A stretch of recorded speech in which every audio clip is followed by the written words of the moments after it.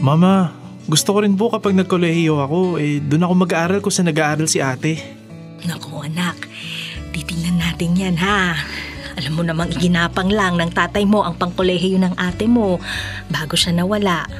Pinag-ipunan niya talaga yon para matiyak na makapapasok siya sa magandang universidad. Kaya lang, hindi niya na masyadong napaghandaan ang sayo, Angelo. Ganun po ba? Hayaan mo, Angelo. Kapag nakatapos ako at nagkatrabaho, ako naman ang magpapaaral sa'yo. Promise mo yan ate ha? Ma, narinig mo yon? Oo anak, narinig ko. Magtiwala ka lang sa ate mo. Oh, anak, itong baon mo. Inihanda ko yan kagabi. Pasensya na ha. Itlog at tuyo lang ang ulam. Kasama na rin dito ang 100 piso para sa pamasahe mo. Salamat po, Ma. Bye ate! Ingat ka! Bye, Angelo.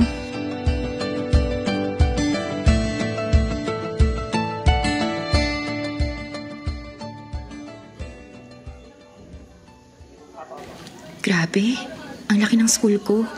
Hindi pa rin ako makapaniwala na dito ako papasok araw-araw. Ito na ba yung classroom ko? Parang hindi naman classroom to. Parang nasa fine dining restaurant. Grabe naman itong mga kaklase ko. Postura pa lang. Alam mo nang galing sa mayaman ng pamilya.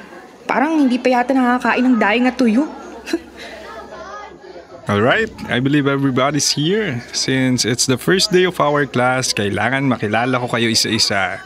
Kindly introduce yourselves here in front. So let's start with you, Miss Erica Araneta. Hi everyone, I'm Erica Sabrina Araneta. In my free time, I enjoy playing golf, traveling, and doing a bit of modeling for fun, Let's make this school year exciting and memorable together. Grabe naman ang balat nito. Parang hindi tao. Parang may sarili ring light. Tsaka kahit malayo, naaamoy ko yung pabango niya. Good start. So thank you, Miss Araneta. How about you, Miss? Hi everyone, I'm Jenny, short for Jenica Elizalde. Ito namang isa, halatang laking aircon. Parang 5 ang yaya sa bahay, halatang hindi naglalaba ang kamay. Anak ng tokwa. Thank you so much, Miss Elizalde. Alright, next. Excuse me, Miss? De Guzman ho. Nicole De Guzman. Go on, Miss De Guzman. Introduce yourself.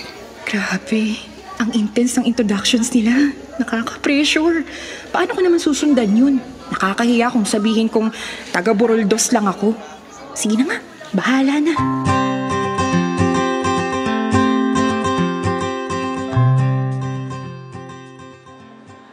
Halos lahat ng tao dito bumibili ng pagkain.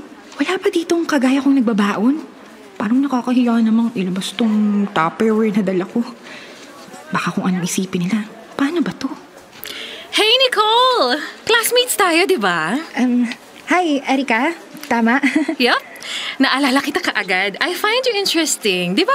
Ikaw yung may daddy na businessman at mommy na architect. You know what? All of my uncles are architects. Baka they know your mom, no? Anong company siya nag-work? Nakalimutan ko. Kasi hindi naman kami ganun ka-close. What? That's weird. And kinda sad, no? Oh, by the way, I'm with Jenny and Rina. Classmates din natin sila. Gusto mo ba sumabay? May vacant pa kaming chair sa table namin. No thanks, Erika. Actually, kakatapos ko lang kumain. Oh, come on. Don't be KJ. It's our first day. Come, sit with us na lang. Oh, sige.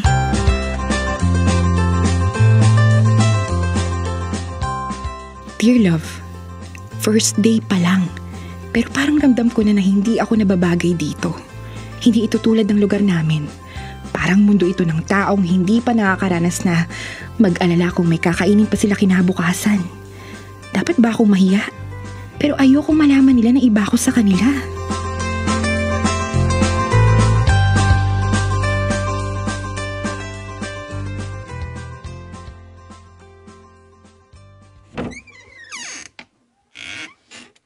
Ma, nakauwi na ho ako. Mano po? Kaawaan ka anak. Halika at maghapunan na.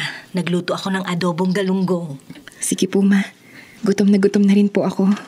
Oh, bakit? Hindi mo ba naubos ang baon mo? Hindi po, Ma. Ang dami po kasing ginawa. Unang araw pa lang. Ganun ho yata kapag hindi basta-bastang universidad ang pinasukan mo. Oh, kamusta naman ang unang araw mo sa klase? Okay naman ho.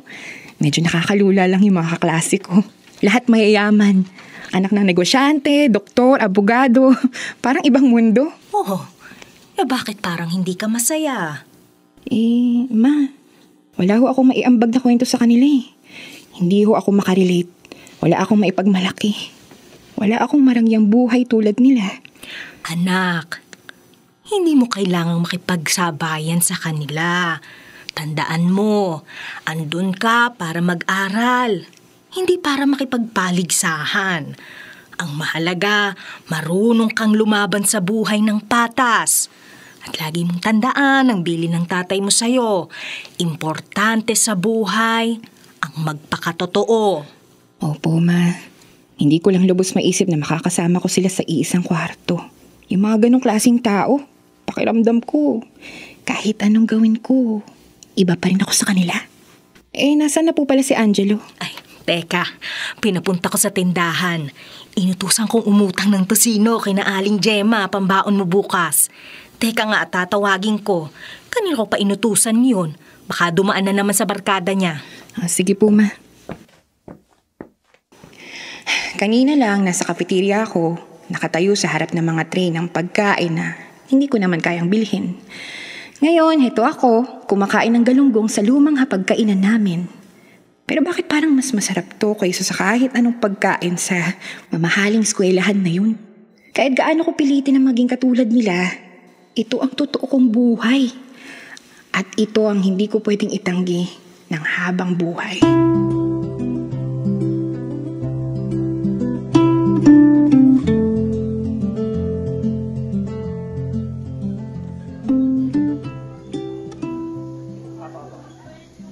Guys, look! Si Nicolo, hindi na naman magla-lunch. Fasting ako eh. OMG, true? Grabe yung discipline mo, Nicole. Ako, I tried.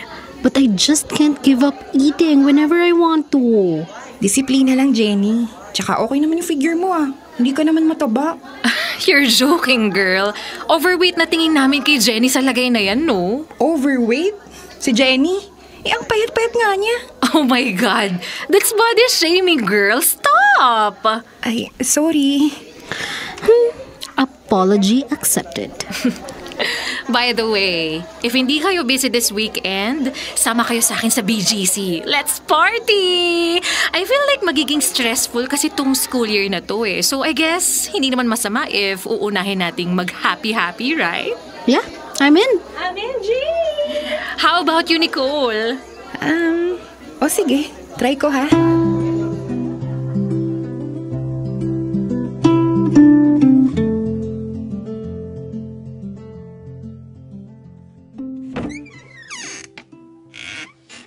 Ma, andito na po ako. Ma, siya nga pala, may babayaran ho kami ngayon sa school. Kaagad. Kasi simula pa lang ng klase. Ganun ho yata talaga kapag sa eskwelahan na yun. Magkano naman yan, anak? 10,000 po, Ma. Ha? Napakalaking halaga naman, anak. Wala ho akong magagawa. Yun ho kasi yung requirements. Sige.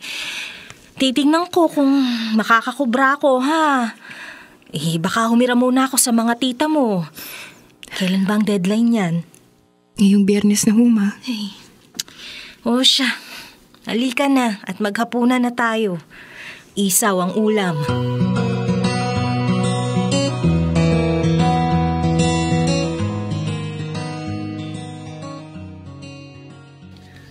Angelo, may ginagawa ka ba? Andito ka lang pala. Bakit hindi mo ako sinasagot? Narinig ko yung pag-uusap niyo ni Mama. Bakit ka nagsisinungaling, ate? Ha? Hindi ko alam yung sinasabi mo, Angelo.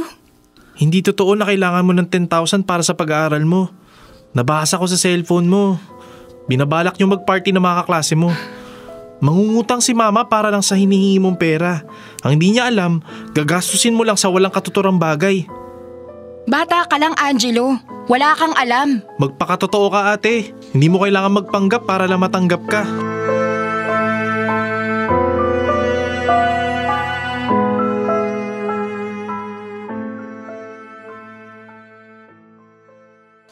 Ma, Friday na ho ngayon.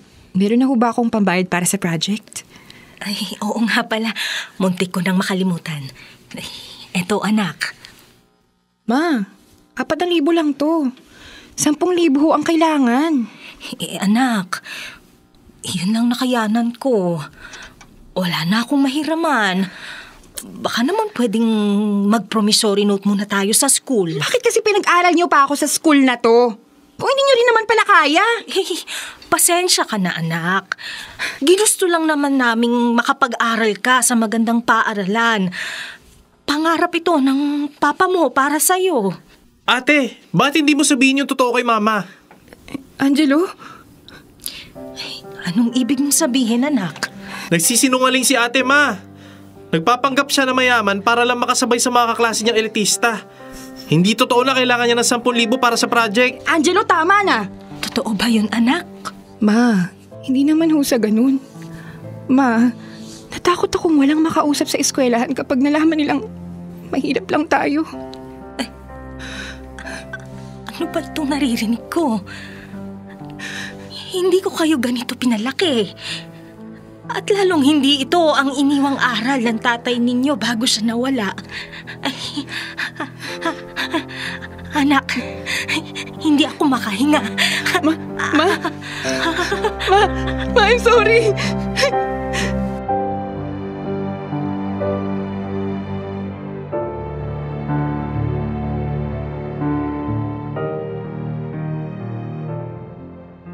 Dear love, para akong binuhusan ng napakalamig na tubig nang matuklasan ng mama ko ang pagpapanggap na ginawa ko sa eskwelahan. Ang hirap panindigan. Lalo pa't wala naman talaga kaming pagkukunan ng pera para ako'y makipagsabayan. And dahil sa nangyari ay inamin ko na din sa mga kaklase ko ang tunay na estado ng aming pamilya. Inisip ko na lang na kung talagang gusto nila akong maging kaibigan, tatanggapin pa din nila ako kung ano ako at sino ang tunay na ako.